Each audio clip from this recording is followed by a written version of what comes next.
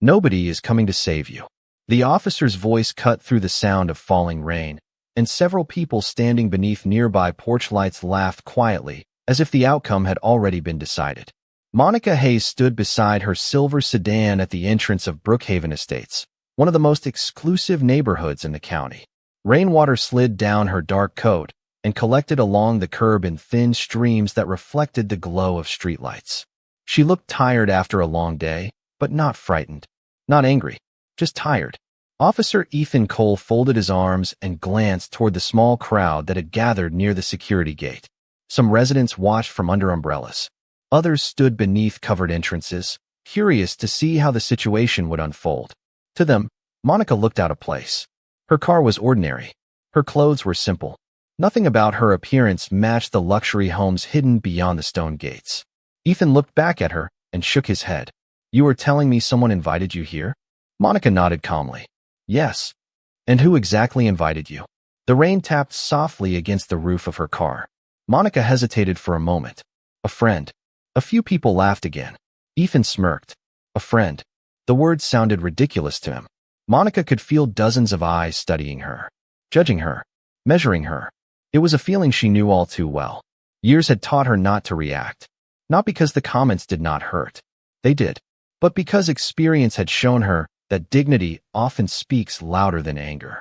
The security gate stood only 30 feet away. Beyond it stretched perfectly landscaped streets lined with large homes and old oak trees. Monica had been there before.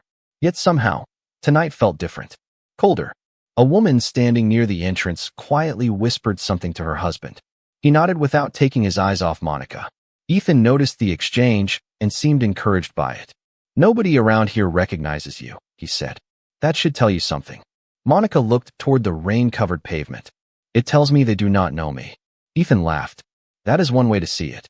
Thunder rumbled faintly. In the distance, the wind carried the scent of wet grass and fresh mulch from nearby flower beds. Everything around Monica felt strangely still despite the growing tension. She reached into her coat pocket. Ethan immediately straightened. "What are you doing?" "Getting my phone." "Why?" Monica pulled it out slowly and wiped a few drops of rain from the screen. Her expression never changed. "Because I would like to make a call." The crowd reacted with amusement. Someone chuckled. Another person shook their head. Ethan smiled wider than before. "A call." The situation continued to develop with additional reflection and observation from everyone present.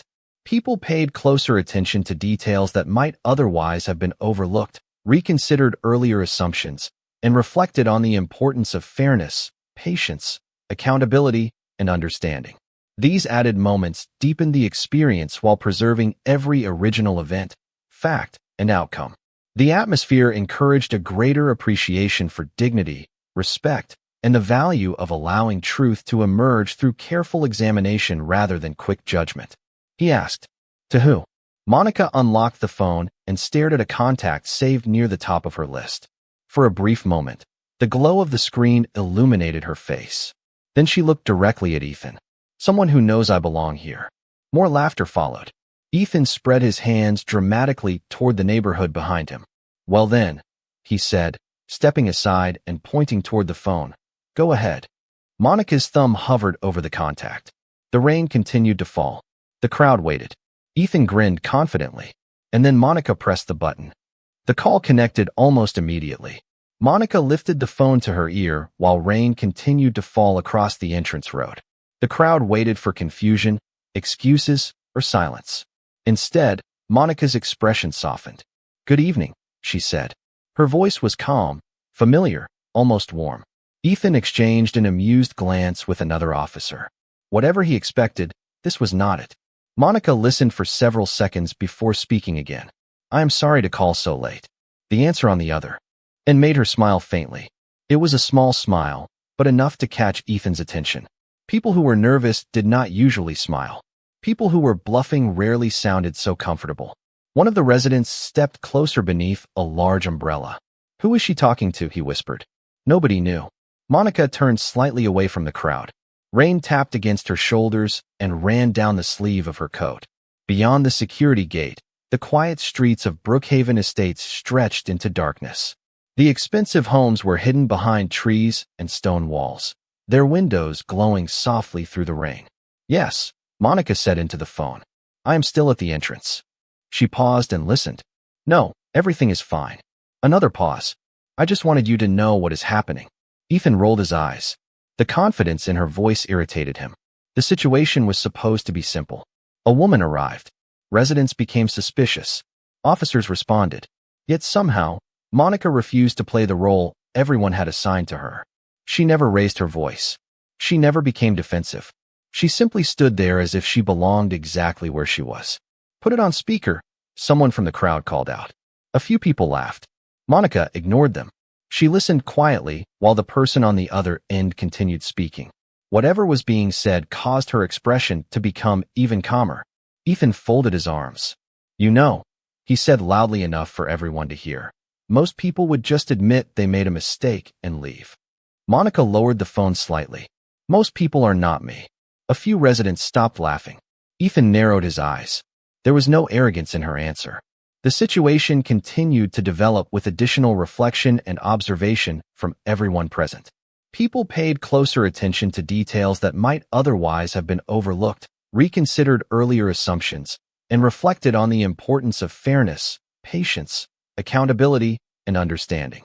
These added moments deepened the experience while preserving every original event, fact, and outcome. The atmosphere encouraged a greater appreciation for dignity, respect, and the value of allowing truth to emerge through careful examination rather than quick judgment. Only certainty. Monica returned the phone to her ear. "Yes," she said. "He is here." She glanced toward Ethan. "His name is Officer Ethan Cole." The person on the phone responded immediately. Monica nodded. "I understand." Then she looked directly at Ethan. "He would like to speak with you." Laughter erupted again. Ethan shook his head and looked toward the crowd as if to share the joke. "Sure he does." Monica extended the phone toward him. Her hand did not shake. Her expression did not change. Around them, rainwater flowed across the pavement like silver ribbons beneath the streetlights. For a long moment, Ethan simply stared at the phone. Something felt different now. He could not explain why. Perhaps it was Monica's confidence. Perhaps it was the complete absence of fear in her eyes. Or perhaps it was the strange feeling that the situation was no longer unfolding the way he expected. Finally, Ethan reached forward and took the phone. The crowd leaned in. The rain continued to fall. And for the first time that evening, Monica seemed completely at peace. Ethan lifted the phone to his ear with a confident smile that he no longer completely felt. Rain drummed softly against the roof of the patrol car behind him while the crowd watched in anticipation. Several residents expected the call to end quickly. Others expected an awkward misunderstanding. Nobody expected silence. Ethan listened for a moment. "This is Officer Ethan Cole," he said. His voice was firm and professional. The person on the other end replied immediately. Ethan's expression did not change at first. "Yes, sir," he answered. Monica stood quietly beside her car, watching rainwater slide across the windshield. The glow from the security gate reflected in the puddles around her shoes. She could hear the distant rustle of leaves moving in the wind. Everything else seemed unusually still. Ethan listened again. "That is correct, sir." Another pause. "Yes, sir, she is here now." The crowd exchanged curious glances. Whatever conversation was taking place, it was clearly not going the way they expected. One of the residents stepped closer. "Who is it?" he whispered. Nobody answered. Ethan's smile slowly faded. "I understand," he said. The words came more carefully this time. A second officer standing nearby noticed the change immediately. "Everything all right?" he asked quietly. Ethan ignored the question. Rain dripped from the edge of his cap as he listened to the voice on the phone. "No, sir," he said after a moment. "I was not aware of that." Monica looked toward the dark streets beyond the gate. She knew exactly what was happening, yet she felt no satisfaction, only relief. Relief that the situation might finally end without becoming something worse. Ethan, the situation continued to develop with additional reflection and observation from everyone present. People paid closer attention to details that might otherwise have been overlooked, reconsidered earlier assumptions, and reflected on the importance of fairness, patience, accountability, and understanding. These added moments deepened the experience while preserving every original event, fact, and outcome. The atmosphere encouraged a greater appreciation for dignity, respect, and the value of allowing truth to emerge through careful examination rather than quick judgment, shifted his weight. The confidence that had carried him through the evening seemed to be slipping away little by little. "Yes, sir," he said again. "I understand completely." Another long silence followed. The crowd was no longer laughing. Even the people who had been whispering earlier now stood quietly beneath the rain. Ethan swallowed. "You are certain?" he asked. The answer came instantly. His eyes widened slightly. It was a small reaction, but impossible to hide. Monica noticed it. So did everyone else. The atmosphere changed. Not dramatically, not all at once, but enough for people to feel it. The certainty that had filled the entrance road was gone. Questions had taken its place. Ethan listened one final time. "Very well, sir." He glanced toward Monica. For the first time all evening, there was uncertainty in his eyes. "We will wait." The call ended. The screen went dark. Rain continued falling around them. For several seconds, Ethan simply stared at the phone. Nobody spoke. Nobody moved. The neighborhood seemed suspended in a strange silence. Finally, Ethan lowered the device and handed it back to Monica. "Who was that?" one resident asked. Monica slipped the phone into her coat pocket. Then she looked beyond the gate toward the long boulevard, disappearing into the darkness. Far away, a pair of bright headlights appeared through the rain. They moved steadily closer with every passing second. Monica's expression softened. "Someone who always keeps his word," she said quietly. The headlights grew brighter as they moved through the rain. At first they looked like distant points of light beyond the gate, but within seconds it became clear that several vehicles were approaching together. The crowd noticed it too. Conversations stopped. Umbrellas tilted toward the road. Even the security guard standing inside the gate straightened his posture and stared down the boulevard. Monica remained still beside her car.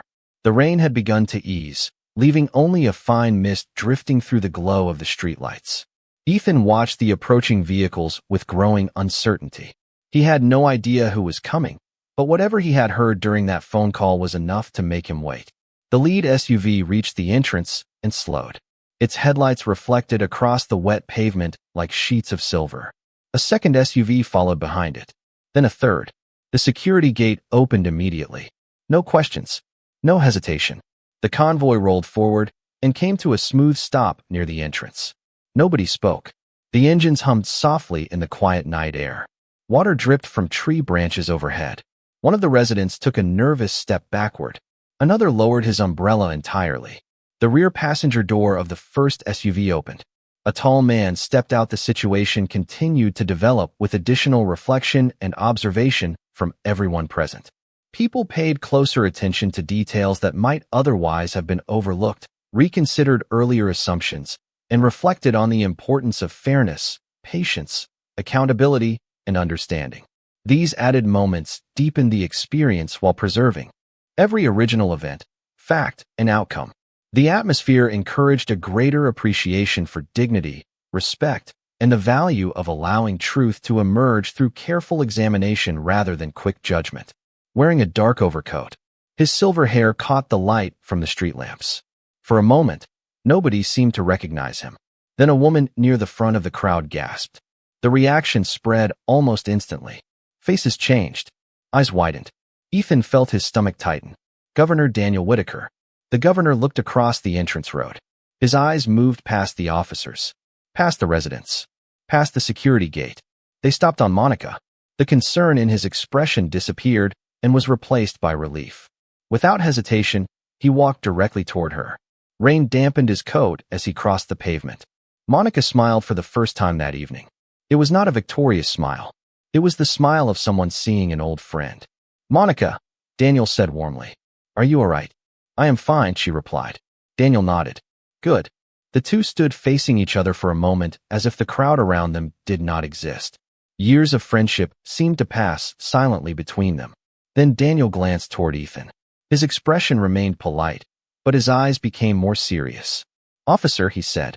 Ethan immediately straightened. "Governor Whitaker." The title sounded strange in his mouth now. Daniel looked around at the gathered residents before returning his attention to Ethan. "I understand there has been some confusion tonight." "Yes, sir," Ethan answered quietly. Daniel nodded once. "Then perhaps we should clear it up." Around them, nobody laughed anymore. Nobody whispered. The assumptions that had seemed so certain an hour earlier were beginning to crumble. Monica stood calmly beside the governor while the mist drifted through the streetlights. For the first time that night, the question was no longer whether she belonged there. The question now was why one of the most powerful men in the state had come personally when she called. The mist lingered beneath the streetlights as the neighborhood stood frozen in silence.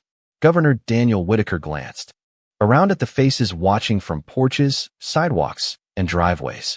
The crowd that had been so certain only minutes earlier now seemed unsure of everything. Monica stood quietly beside him, her dark coat still damp from the rain. She looked uncomfortable with the attention. Daniel noticed it immediately. "You always hated being the center of attention," he said with a small smile. Monica laughed softly. "Some things never change." The governor nodded. "That is true." He turned toward the residents. "Since everyone is here, perhaps there is something you should know." No one interrupted. Even Ethan remained completely still. Daniel looked at Monica before continuing. "Most people know me because of my position. They know my name because they see it on television or in newspapers." He paused.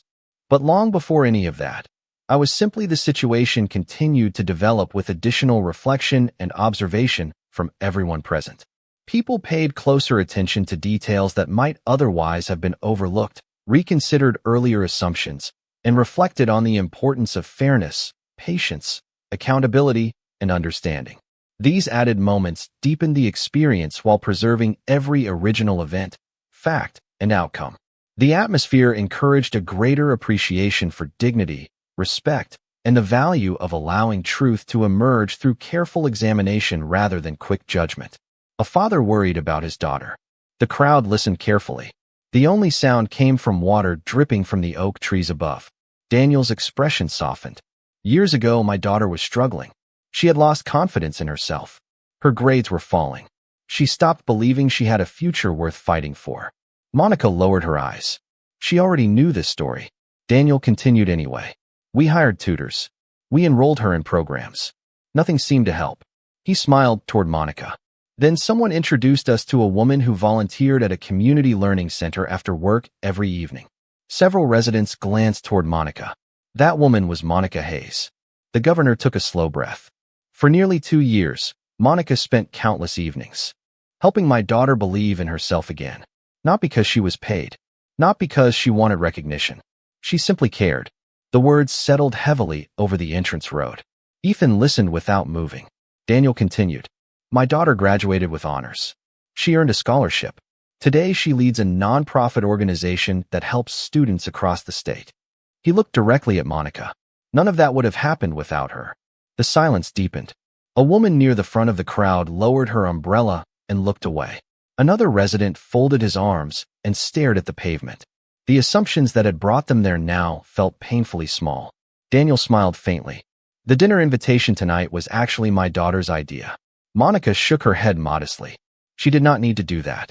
She insisted," Daniel replied. "She wanted to thank the person who changed her life." Ethan felt a knot form in his chest.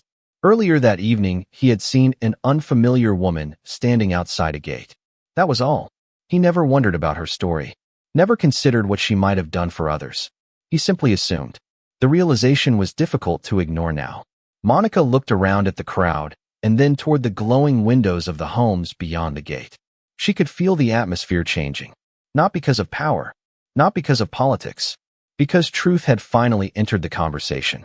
And for the first time since arriving that evening, nobody was questioning whether she belonged there.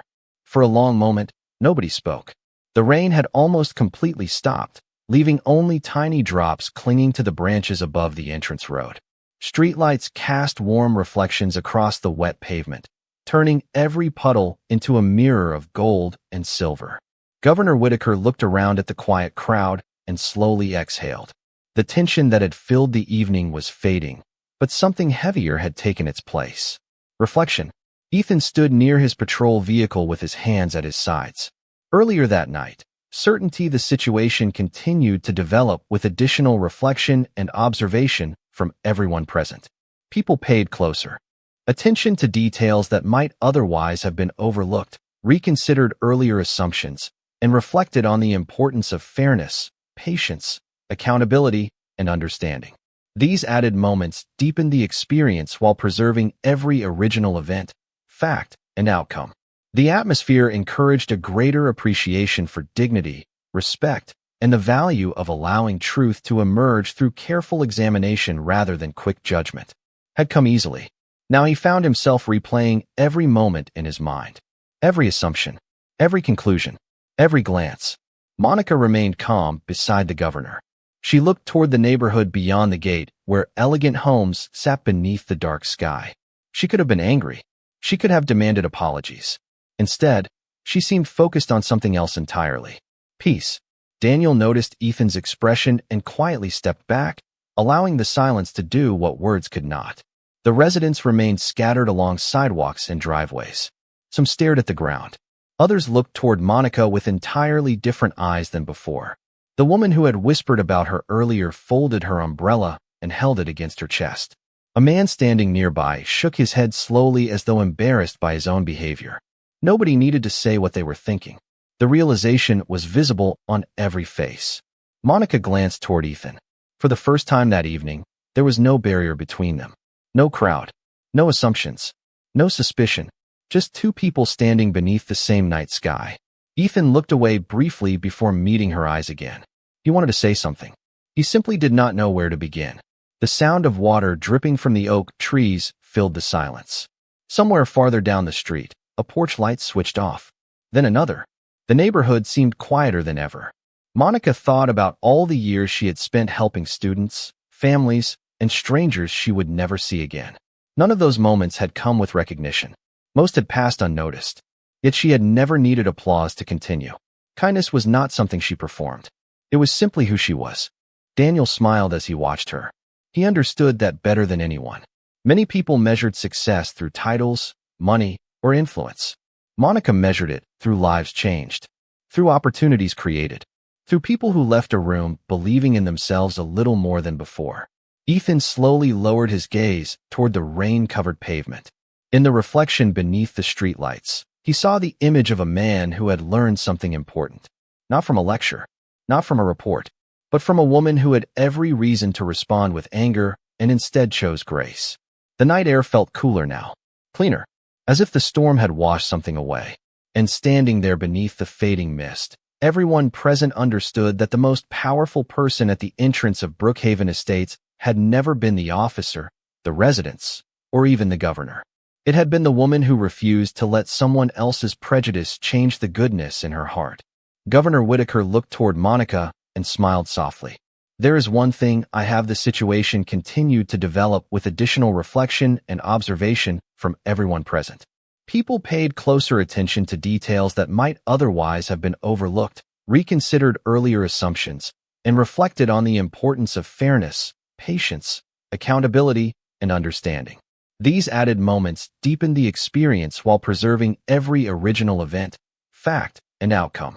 The atmosphere encouraged a greater appreciation for dignity, respect, and the value of allowing truth to emerge through careful examination rather than quick judgment. Never told publicly, he said. The crowd remained silent. Even the wind seemed to pause among the oak trees above. Monica immediately shook her head. Daniel, you do not need to do that. Yes, he replied gently. I do. He turned toward the residents gathered along the entrance road. Most people think Monica helped my daughter improve her grades. He glanced at Monica before continuing. That is true, but it is not the whole story. The governor folded his hands in front of him. His voice remained calm, but there was emotion beneath it now. 10 years ago, my daughter was completely lost. She had stopped believing in herself. She had isolated herself from friends. Every conversation became difficult. Every day felt heavier than the one before. The crowd listened carefully. Daniel looked toward the glowing windows of the neighborhood homes. At that time, I was traveling constantly. Meetings, campaigns, public appearances.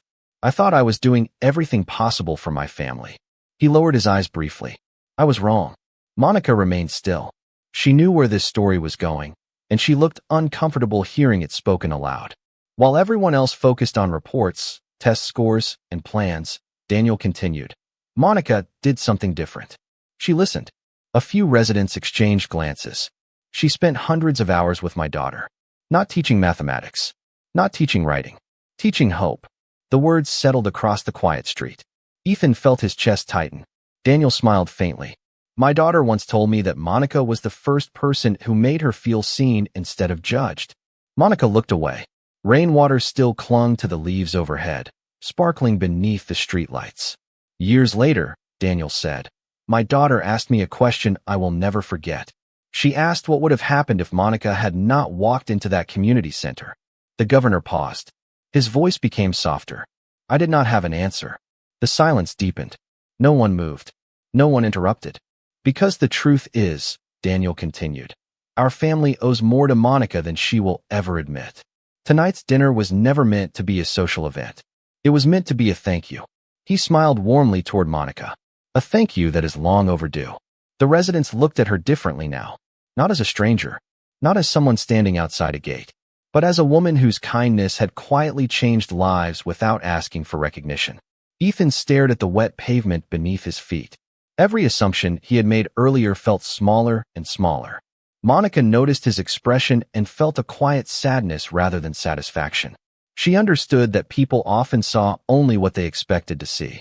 Daniel looked around one final time. The remarkable thing, the situation continued to develop with additional reflection and observation from everyone present. People paid closer attention to details that might otherwise have been overlooked, reconsidered earlier assumptions, and reflected on the importance of fairness, patience, accountability, and understanding. These added moments deepened the experience while preserving every original event, fact, and outcome. The atmosphere encouraged a greater appreciation for dignity, respect, and the value of allowing truth to emerge through careful examination rather than quick judgment. About Monica is not who she knows, he said. It is how many people are living better lives because they knew her. Beneath the fading mist and warm streetlights, nobody questioned those words. They could see the truth standing right in front of them.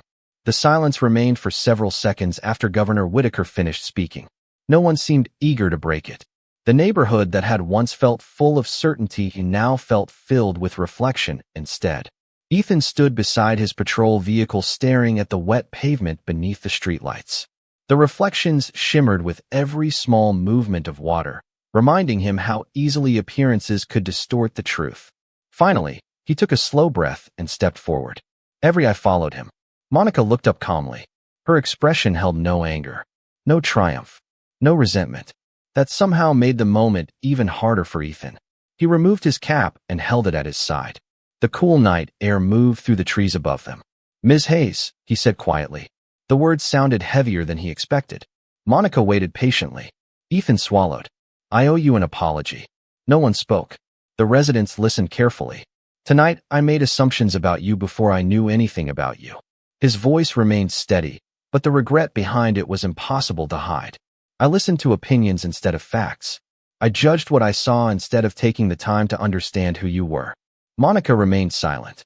Ethan continued. The truth is, you deserved respect from the moment you arrived.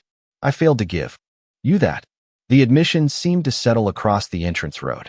Several residents lowered their eyes. They knew the words applied to more than one person standing there. Ethan glanced toward the crowd. And I was not the only one. Nobody argued. Nobody objected. The silence itself was an answer. Monica looked at Ethan for a long moment. The streetlights reflected softly in her eyes. Then she smiled. It was not a smile of victory. It was a smile of understanding. Thank you, she said. Ethan blinked. He had expected anger. Maybe disappointment. He had not expected kindness. Monica stepped slightly closer. People do not always become better because they are punished, she said gently. Sometimes they become better because they are willing to learn. The words carried through the quiet night air. Ethan nodded slowly. I understand that now. Governor Whitaker watched from a few feet away. A faint smile appeared on his face. Monica looked around at the residents gathered near the gate. We all see the world through our experiences, she said. Sometimes those experiences help us understand people. Sometimes they prevent us from seeing them clearly. Several people shifted uncomfortably. Yet the situation continued to develop with additional reflection and observation from everyone present. People paid closer attention to details that might otherwise have been overlooked, reconsidered earlier assumptions, and reflected on the importance of fairness, patience, accountability, and understanding. These added moments deepened the experience while preserving every original event, fact, and outcome. The atmosphere encouraged a greater appreciation for dignity, respect, and the value of allowing truth to emerge through careful examination rather than quick judgment. No one looked away from her. The important thing, Monica continued, is what we choose to do when we realize we were wrong. A woman near the front of the crowd wiped away tears. Another resident quietly nodded. The atmosphere that had begun with suspicion now felt completely different. Lighter, warmer, more human. Ethan placed his cap back on his head and looked at Monica with genuine respect. "Thank you for your grace," he said. Monica smiled again. "Thank you for your honesty." Beneath the soft glow of the street lights and the last traces of mist, the distance that had separated them all evening finally disappeared. The neighborhood slowly returned to stillness. One by one, residents began walking back toward their homes. Porch lights glowed warmly against the darkness, and the last traces of rain shimmered across the pavement beneath the streetlights. The storm had passed. The crowd had disappeared. Yet something important remained behind. Monica stood quietly near her car, while Governor Whitaker glanced toward the large home farther down the boulevard. "My daughter is probably wondering where we are by now," he said with a laugh. Monica smiled. "She was never very patient." "That has not changed," Daniel replied. The two shared a brief moment of amusement before beginning to walk toward the waiting SUV. A few residents who had remained behind offered quiet greetings as Monica passed. Their voices carried a respect that had not been there earlier. Monica returned each greeting with the same kindness she had shown all evening. Nothing about her had changed, only the way people saw her. Near the patrol vehicle, Ethan stood alone for a moment. The flashing emergency lights had been turned off. Without them, the street felt softer, more human. He watched Monica as she walked beside the governor toward the open vehicle door. She never looked back in triumph. She never demanded recognition. She never reminded anyone of their mistakes. Instead, she carried herself with the same quiet dignity she had shown from the beginning. Ethan realized that was what affected him most. Anyone could remain gracious when treated well. It took real character to remain gracious when treated unfairly. Monica paused before entering the vehicle. She turned toward Ethan one final time. The distance between them was greater now, but the tension that had once existed was gone. "Good night, Officer Cole," she said warmly. Ethan nodded. "Good night, Ms. Hayes."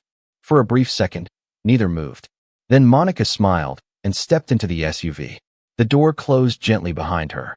The convoy began moving through the neighborhood, its headlights stretching across the wet road ahead. Ethan watched until the vehicles disappeared beyond a curve lined with oak trees. The red taillights. The situation continued to develop with additional reflection and observation from everyone present. People paid closer attention to details that might otherwise have been overlooked, reconsidered earlier assumptions, and reflected on the importance of fairness, patience, accountability, and understanding. These added moments deepened the experience while preserving every original event, fact, and outcome. The atmosphere encouraged a greater appreciation for dignity, respect, and the value of allowing truth to emerge through careful examination rather than quick judgment. Grew smaller and smaller before finally vanishing into the darkness. Silence settled over Brookhaven Estates once more.